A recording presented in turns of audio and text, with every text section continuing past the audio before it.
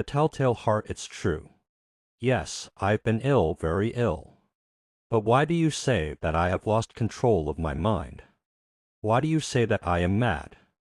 Can you not see that I have full control of my mind? Is it not clear that I am not mad? Indeed, the illness only made my mind, my feelings, my senses stronger, more powerful.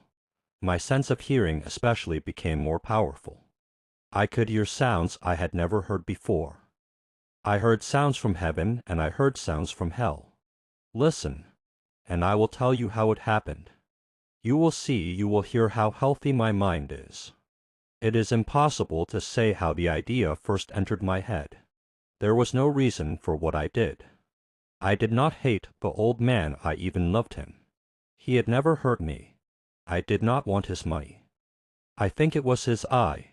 His eye was like the eye of a vulture, the eye of one of those terrible birds that watch and wait while an animal dies, and then fall upon the dead body and pull it to pieces to eat it. When the old man looked at me with his vulture eye, a cold feeling went up and down my back.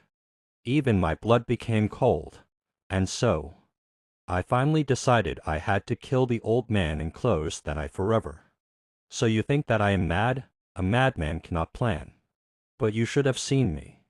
During all of that week I was as friendly to the old man as I could be, and warm and loving.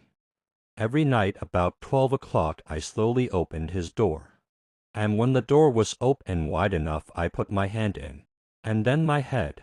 In my hand I held a light covered over with a cloth so that no light showed, and I stood there quietly. Then, carefully, I lifted the cloth, just a little, so that a single, thin, small light fell across that eye. For 7 nights I did this, 7 long nights. Every night, at midnight, always the eye was closed, so it was impossible for me to do the work. For it was not the old man I felt I had to kill. It was the eye, his evil eye. And every morning I went to his room, and with a warm, friendly voice I asked him how he had slept. He could not guess that every night, just at 12, I looked in at him as he slept. The 8th night I was more than usually careful as I opened the door. The hands of a clock moved more quickly than did my hand. Never before had I felt so strongly my own power.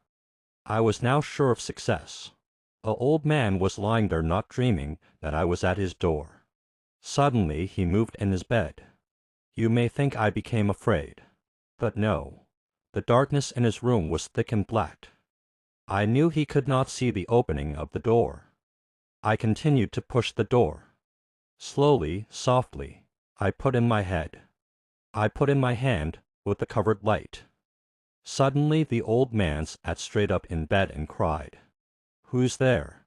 I stood quite still.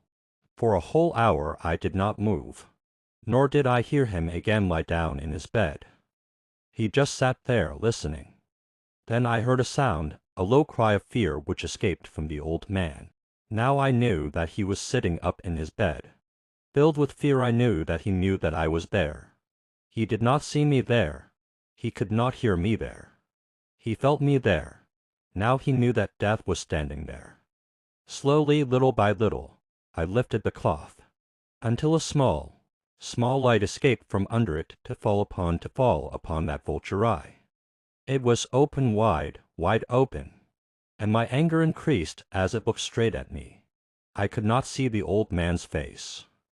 Only that eye, that hard blue eye, and the blood in my body became like ice. Have I not told you that my hearing had become unusually strong? Now I could hear a quick, low, soft sound like the sound of a clock heard through a wall.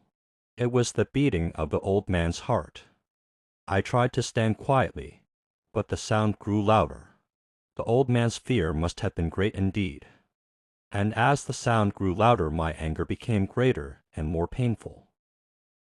But it was more than anger.